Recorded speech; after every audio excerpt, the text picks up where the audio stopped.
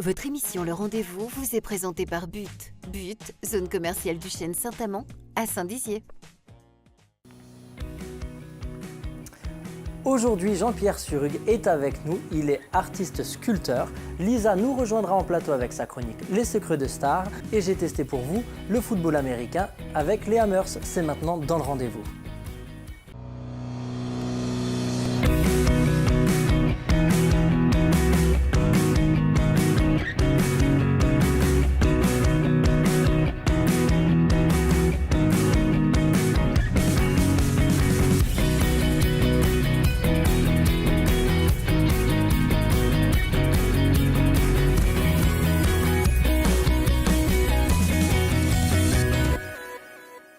Jean-Pierre Surrugue est notre invité aujourd'hui. Bonjour Jean-Pierre. Bonjour. Alors, tu es avec nous et tu vas nous parler de qui tu es, du métier que tu fais. Alors, tu es artiste libre, c'est ce que tu m'as dit, sculpteur, artiste libre sur différents types de supports comme le bois, la pierre, le métal, le marbre. Alors, et puis d'autres supports dont on parlera un petit peu plus tard dans l'émission. Alors, comment est-ce que tu as commencé la sculpture ? Bon, c'est tout simple, j'avais perdu mon emploi. Je suis rentré dans un centre culturel pour fabriquer un canoë-kayak. Et j'ai tiré un outil qui ressemblait à un tournevis, c'était un ciseau à bois. Et il y a des personnes qui étaient là, ils m'ont dit, ça sert à faire de la sculpture. C'était bien un grand mot. Hein. Et donc je suis rentré chez moi, et ça m'a sérieusement intrigué. Et j'avais une statue en narpal sur la télévision. Et j'ai dit, si le personnage avait fait ça avec le tournevis que j'ai tiré, je dois être capable de le faire. Donc je suis rentré dans un petit atelier que j'avais à la maison, j'ai affûté un tournevis et j'ai recopié la statue grecque. Donc ça a été finalement ta première sculpture. C'est ma première sculpture. Et avec simplement un tournevis affûté. Un tournevis, voilà, affûté. Et donc tu avais quel âge quand tu as commencé ? 39 ans. J'avais 39 ans. Donc ça a été pour toi un coup de foudre direct sur la sculpture. Oui, je crois que suite à ça, ça m'a permis, si on veut, de recomposer des tableaux, des tas de choses comme ça. Et puis par la suite, j'ai dit copier neuf, c'est voler la pensée de celui qui l'a fait. Donc il a fallu faire de la création pure et simple. Et donc tu as commencé sur du bois, sur quel type de support ? Que du bois. Que du bois. Oui. Donc est-ce qu'il y a des dessins particuliers, Alors des j'ai motifs ? refait, j'avais fait la prise de la Bastille, un grand tableau. J'ai fait des scènes paysannes, bien sûr. C'est ce qui m'a permis d'aller présenter ça à Châtellerault. Voilà. D'accord. Il y a eu aussi il y a une petite histoire avec une sculpture sur le mur de Berlin. Oui. C'est ça ? Je suis l'auteur de la chute du mur de Berlin puisque c'est une œuvre prémonitoire et historique sur le plan mondial. D'accord. Je l'ai fait avant qu'il tombe. Okay. D'ailleurs, j'ai reçu un courrier des affaires étrangères allemandes qui marquait le 3 octobre, puisque c'était la réunification de l'Allemagne. Il disait sur ce courrier, un petit Français dans un petit pays avait fait la chute du mur de Berlin avant tout le monde. Donc, et pourquoi en fait t'es venu l'idée de faire la chute du mur de Berlin ? C'était une provocation au départ. D'accord. Alors c'est sûr que quand le mur a tombé, le soir du 9 novembre, à 10h du soir, j'étais dans l'atelier et j'ai écouté France Information. Et là, ça a été une surprise terrible. Donc, j'ai téléphoné à un ami on voulait téléphoner à FR3, mais personne n'y a cru. Et c'est ce personnage qui a téléphoné à RTL. RTL a pris en compte l'appel et a téléphoné à FR3. Et FR3 sont dérangés et ils se sont dit effectivement 1m74, 80 kg à peu près le tableau, c'est pas possible de le faire en une nuit. Quoi. Voilà. Donc après, j'ai été acheminé à Paris, où l'ambassade allemande ont pris cette œuvre, l'ont directement mis à l'ambassade et ils l'ont acheminé à Berlin. Voilà. Et moi, après, ils m'ont pris, ils m'ont mis dans l'avion et je suis parti avec. Et j'imagine que ça doit être une fierté. C'est une aventure exceptionnelle, parce que vous avez encore la Stasi des deux côtés. Hein. Et donc, moi, je me suis retrouvé devant le mur, à dédicacer le mur. C'était quelque chose d'exceptionnel, quoi. Donc c'était en quelle année ? 89. 89, ouais, c'est ça. 89, On rappelle, ouais. chute du mur de Berlin en 89. Une bien belle histoire quand même. Mais c'est une grosse aventure. Aujourd'hui, encore 20 ans après, on reparle du mur. pour tous les Berlinois ou les autres, Oui. ça a été quelque chose d'extraordinaire. Ça, c'est quelque chose qui marque la mémoire du monde, il n'y a rien à faire. Dans le monde entier, on en a parlé. Mais oui. Moins de mon œuvre. Je vous Oui. dis. Après, voilà, oui, voilà, c'est une fierté. Alors, qu'est-ce qui te plaît dans la sculpture, finalement? La recherche. Faire, disons, émouvoir les gens devant une œuvre. Qui réfléchissent à ce qu'on a fait. Par exemple, moi, je fais des œuvres où les non-voyants puissent palper, les regarder, les sentir. Ça, c'est important. Par exemple, une toile, vous allez faire une peinture, un non-voyant ne sait pas. Il va passer la main dessus. Ça va être difficile pour lui de savoir si c'est un paysage ou autre chose. La sculpture, non. Là, par exemple, j'ai fait un livre qui fait 54,7 kg où j'ai donné la dernière phrase en braille. D'accord. Que les gens puissent savoir ce qu'il y a dedans. Voilà. C'est des petites choses qu'il faut réfléchir, comprendre et voir. Voilà. C'est pour ça, la sculpture, on peut. Peinture, c'est différent. D'accord. Alors, on va continuer à parler un petit peu de tes histoires autour de la sculpture, mais juste avant ça, on accueille Lisa pour les secrets de stars.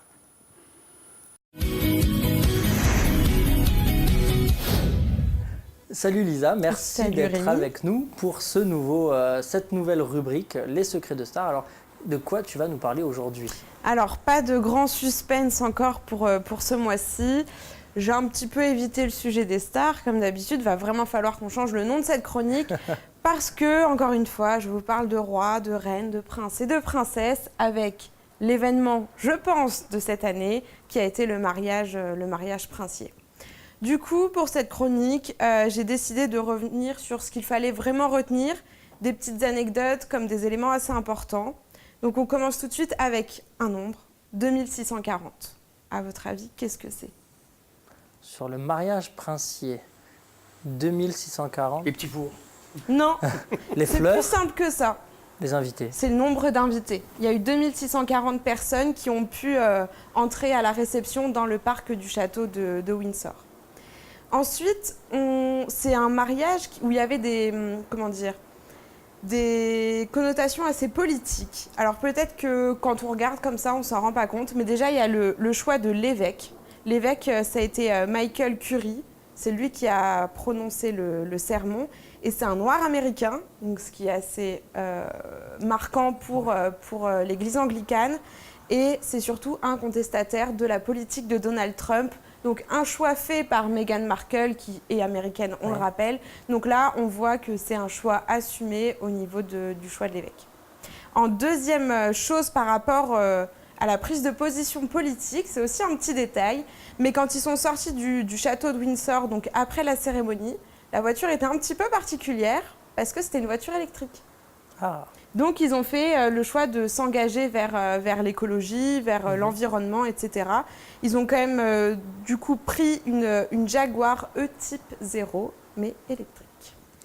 ça reste une Jaguar quand même. Hein. Ça reste une Jaguar, mais électrique, ça a quand même du sens. Le carrosse, la voiture électrique, bon, ils sont bien rattrapés par rapport à tout ce qu'ils ont mobilisé, ne serait-ce qu'en sécurité, etc., qui n'était pas forcément très écologique.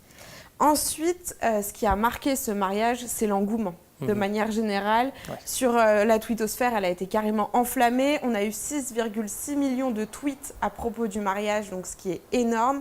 Et au niveau téléspectateurs, on a atteint les 7,5 millions de téléspectateurs juste pour la France. Donc pour TF1 et pour France 2, ce qui est énorme. Enfin, on était quasiment tous devant notre poste de télé, je pense. On est en plein dans la Coupe du Monde, là c'est presque pareil, non? Après, je ne connais pas les audiences exactes de la Coupe du Monde et on verra ça bientôt, mais on était quand même pas mal au niveau des téléspectateurs. Ensuite, j'ai un deuxième nombre à vous proposer, c'est 8. Qu'est-ce que ça peut être 8? Alors là, c'est peu. C'est un rapport avec la robe. 8 mètres. Le voile? Non. Oui, parce que j'allais dire ça aussi, 8 mètres. Bien, c'est le nombre d'essayages qui a été nécessaire pour concevoir la robe, donc pour à chaque fois retoucher, etc. Et d'ailleurs, c'est une maison de couture française qui a fait la robe. Et on va le voir après, la France a été un petit peu à l'honneur dans ce mariage britannique. On avait déjà parlé le mois dernier avec le prénom du dernier enfant de Kate et William qui s'appelle Louis. Et là, on a un mariage avec de l'influence française. C'est Givenchy qui a fait la robe. Enfin, bien sûr, pas Hubert Givenchy, mais la nouvelle directrice artistique. Et la France était à l'honneur aussi au niveau du vin, puisque c'est un Bourgogne de l'Est de la France qui a été choisi. C'est donc vous pouvez le retrouver sur Internet. La bouteille, elle est à 16,90 €. Donc si vous n'avez pas été invité au mariage comme moi, ben vous pouvez vous consoler en buvant un petit verre de vin qui a été servi à la même table que celle des mariés. On rappelle que l'abus d'alcool est dangereux pour la santé. Donc on consomme avec modération, exactement. Bien sûr. Et enfin, dernier petit détail qui n'en était finalement pas un, c'est la présence de Lady Di. Alors oui, elle était là dans les esprits et surtout, certains l'ont remarqué, Meghan portait une bague ayant appartenu à Diana Spencer. D'accord. Au moment de la cérémonie, donc elle avait un anneau orné d'une somptueuse aigue marine. Voilà, voilà. Donc c'était ce qui, selon moi, était à retenir de ce mariage princier. Merci beaucoup Lisa. Alors, avec plaisir. Toujours un plaisir de te recevoir sur le plateau et puis d'apprendre un tas de choses. Alors c'est vrai, pas vraiment sur les stars, mais plutôt sur des rois, sur des reines, sur la monarchie. Donc merci de nous faire part de tes connaissances. Merci. Alors on poursuit tout de suite avec la deuxième partie de l'interview. Alors Jean-Pierre, du coup on parlait un petit peu donc juste avant que Lisa arrive sur le plateau et nous parle du mariage princier, tu nous parlais de la sculpture, de ce que tu fais. Alors je sais que tu fais de la sculpture sur œufs d'autruche, alors c'est peu commun, mais comment t'es venue l'idée de faire de la sculpture sur œufs d'autruche? C'est tout simple, moi j'avais été en Afrique en tant que militaire. Et j'avais fait faire des coupes à champagne là-bas, que je voulais ramener, mais malheureusement, je n'ai jamais pu les ramener. Et donc un jour, je me suis trouvé à Beaunemont, à côté de Cézanne, où il y a un monsieur, on faisait une exposition, il y a un monsieur qui faisait l'élevage d'autruches. J'ai été le voir, je lui ai dit, ce sont des vrais œufs? Il m'a dit oui. Je lui ai dit, est-ce que tu peux m'en vendre 3? Il m'en a vendu 3 et je suis rentré à l'atelier, mais comment les travailler? C'est ça la difficulté au départ. Et j'ai essayé avec une scie à métaux pour les couper en deux, je vous le dis. Et ça ne marchait pas trop bien. Et puis, j'ai été voir le dentiste. J'ai dit peut-être qu'avec une fraise de dentiste, ça pourrait peut-être mieux marcher. Et là, il m'a fourni quelques petites fraises, quoi.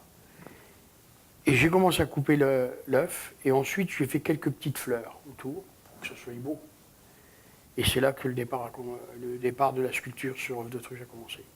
Et après, j'ai eu la chance de faire, disons, faire vibrer les cœurs dans toute la France, même les ministres qui ont eu des œufs, dont Alliot-Marie a le moulin de Valmiel.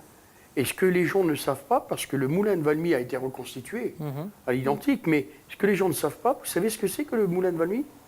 C'est le symbole de la République. D'accord. Personne ne le sait, mais en histoire, tu le savais. C'est le symbole de la République. Par la bataille de Valmy, je suis. Alors, il n'y a jamais eu de bataille à Valmy. Normalement, non, mais ça fait partie quand même de la construction de la République. Oui, c'est la construction de la République. Donc, le moulin de Valmy, pour la République, c'est quelque chose d'énorme. D'accord.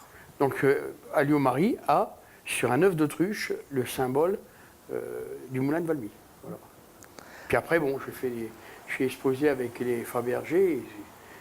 Et j'ai un œuf au musée à Valence. C'est le musée de l'œuf où il y a 5000 œufs dedans. Et donc, j'ai eu la chance d'être invité pendant 8 jours là-bas et de sculpter un œuf pour qu'il reste au musée. Donc, alors, tu me racontais en fait que tu as essayé, par inadvertance, de mettre de la lumière à l'intérieur de cet œuf. Alors, machinalement, il y avait, comment je vais dire, moi, vous savez, la membrane à l'intérieur qui était vraiment sale.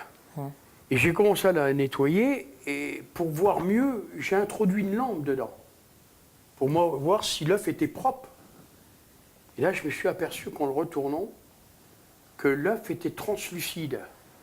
Et je me suis aperçu que le dessin, la sculpture que j'avais créée sur la coquille d'œuf n'était plus la même. Je me suis posé des questions. Après, je l'ai mis debout sur un support avec la lampe dedans. Et là, je me suis aperçu que c'était plus le sujet qu'on voyait, mais c'était l'ombre du sujet qui apparaissait, qui était totalement différente de la D'accord. sculpture. Et c'est pour ça que ça a pris une ampleur terrible. Je me souviens quand je vais exposer au Salon de l'œuf à Compiègne, j'ai exposé 10 œufs en lumière. L'année d'après, tout le monde était en lumière.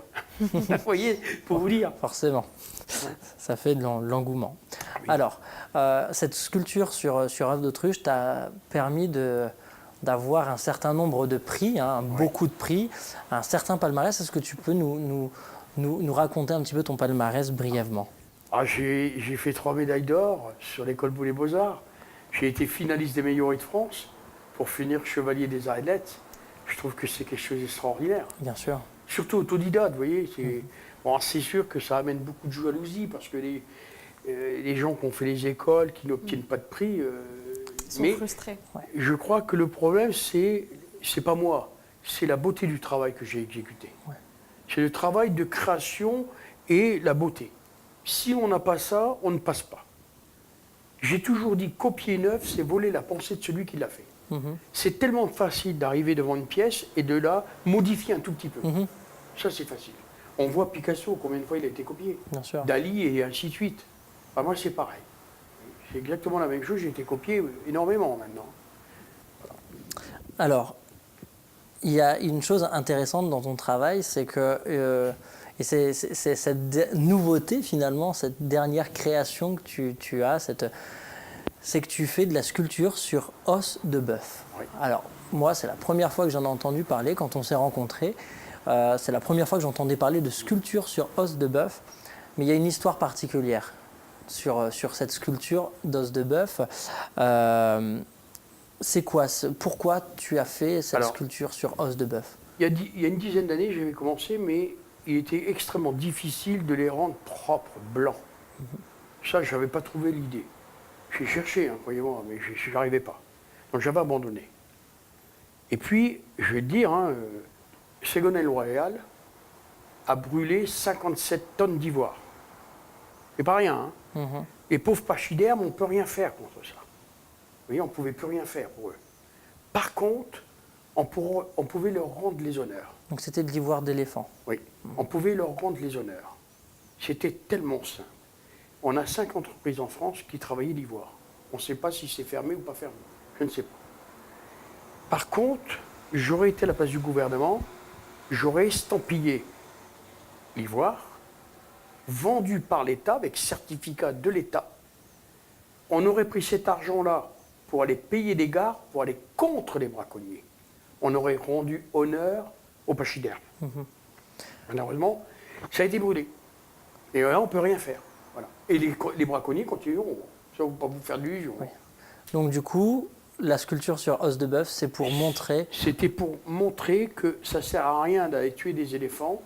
On peut faire la même beauté dans de l'os de bœuf. Même pouce, même densité. Voilà. Et ça a été recherché. Hein. La pousse et la densité, c'est exactement la même chose que de l'ivoire. On appelle l'ivoire parce que vous avez une couche d'émail qui protège l'os, c'est tout. Et la défense est pleine. Moi, c'est un peu creux, c'est tout. Ok. Voilà. Alors, on va terminer juste avec une petite histoire qui est assez impressionnante et en tout cas qui, moi, m'impressionne vraiment beaucoup. C'est que l'œuf d'autruche, la sculpture, tous ces prix, t'as fait rencontrer le directeur de la NASA. Exact. Ça a été une aventure extraordinaire, ça. J'ai eu un jour un monsieur qui est venu devant l'atelier et il s'est présenté comme le directeur de la NASA. Ça fait rire. Non mais c'est vrai, ça fait rire. Beaucoup de gens vous racontent un tas de choses, mais il n'y a rien derrière. Il m'a dit, je repasserai dans 3 mois, j'ai un projet.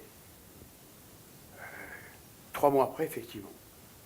Le monsieur en Mercedes, je me souviens toujours, s'est arrêté. Il est descendu avec une personne qui ne s'est pas présentée, je vous le dis. Par contre, lui m'a dit, vous vous rappelez de moi, je suis le directeur de la NASA, voilà ma carte. Il dit, vous vous rappelez du projet? Il m'a sorti une feuille, je l'ai, hein, la feuille, hein, où il y avait tous les symboles dessus. On a à peu près le même symbole qui a été gravé sur une plaque en or, qui a été envoyée dans l'espace. Il m'a dit, je veux ça sur un œuf dans 1 mois. Vous ne serez pas payé. Je lui ai dit, c'est pas possible. Il dit non, vous ne serez pas payé, mais vous aurez un coup de publicité extraordinaire. Parce qu'il va partir dans l'espace. Je n'y croyais pas, mais j'ai dit bon, tant pis, je tente le coup. Oui. Donc j'ai fait l'œuf, ils sont venus le chercher, et là, quand il est venu me chercher, il m'a dit voilà le numéro de téléphone de la NASA. Je ne sais plus si c'était 15 jours après ou 3 semaines. Il m'a dit vous allez téléphoner à 2 h du matin, et là, vous aurez Jean-François Clairvoy, précourt commandant de bord de la navette, qui prendront l'envol avec la navette, et ils prendront l'œuf, ils vous diront, et vous lui souhaitez bonne chance, quoi, c'est ça. Et à 2 h du matin, j'ai téléphoné, effectivement. J'ai eu Jean-François qui était au téléphone. Ça, c'était extraordinaire. Et du coup, vous êtes le premier Et sculpteur. après, ils sont venus à l'atelier, ils sont venus me ramener le diplôme du premier sculpteur spatial. Voilà. Donc, vous êtes le premier, enfin, Voilà, tu es le premier sculpteur Mais spatial. c'est vrai que ça a été une aventure extraordinaire. Ouais. Et après, il y a eu les champions du monde de football. Donc, j'ai fait des trophées. D'accord. Alors, Zidane, enfin tout le monde. Quoi. Ouais. Et puis là, on commande en plein dedans, ça C'est paraît vrai. extraordinaire. Exactement, exactement. Alors, merci en tout cas de nous avoir raconté avec passion, parce qu'on sent la passion hein, dans toutes ces histoires que tu nous racontes, on sent la passion. Alors, si on a envie de te voir, on va à l'Arzicourt, parce que tu as un atelier à l'Arzicourt. Oui. On peut du coup visiter ta salle d'expo à salle d'exposition. l'Arzicourt. Et sinon, on rappelle donc que le 21 et le 22 juillet, tu seras à l'Office du tourisme de Giffaumont pour faire des démonstrations en direct. Démonstration en public. Donc là, en public. Donc si ça vous intéresse, le 21 et le 22 juillet à l'Office du tourisme de Giffaumont. Merci beaucoup. Merci à vous et aux auditeurs. Donc tu restes avec nous parce qu'on poursuit notre émission. J'ai testé pour vous.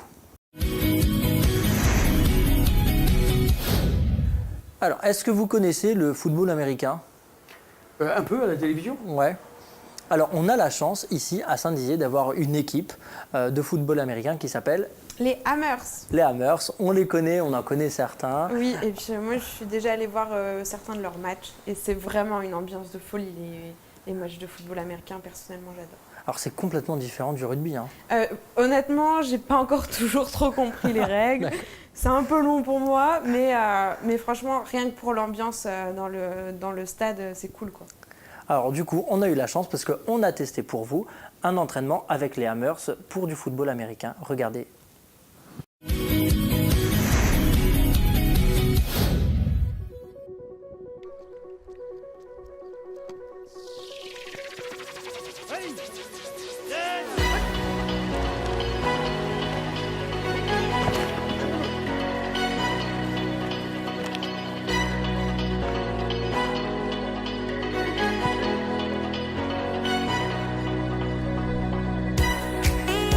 Je suis à l'espace Jean Meffer et je teste pour vous le football américain avec les Hammers de Saint-Dizier. C'est parti! C'est bon, je suis équipé, on se retrouve tout de suite sur le terrain.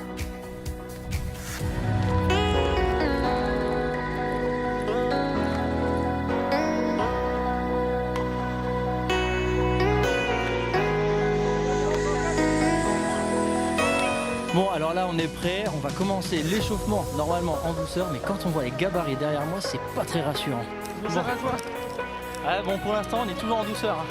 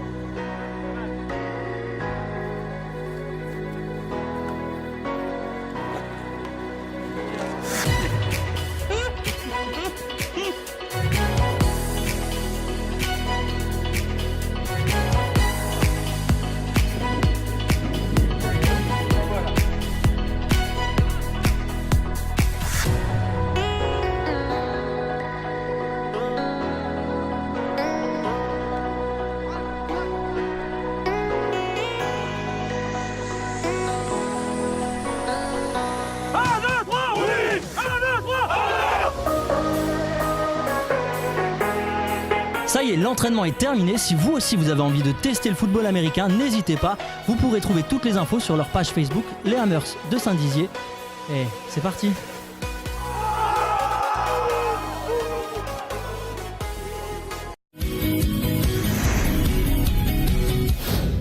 J'espère que ça vous aura donné envie d'essayer le football américain. En tout cas, n'hésitez pas. Vous pouvez retrouver toute l'actualité sur leur page Facebook Les Hammers. Donc, comme ça, au moins, vous aurez toutes les infos. N'hésitez pas aussi à prendre contact avec eux si vous avez besoin d'autres informations.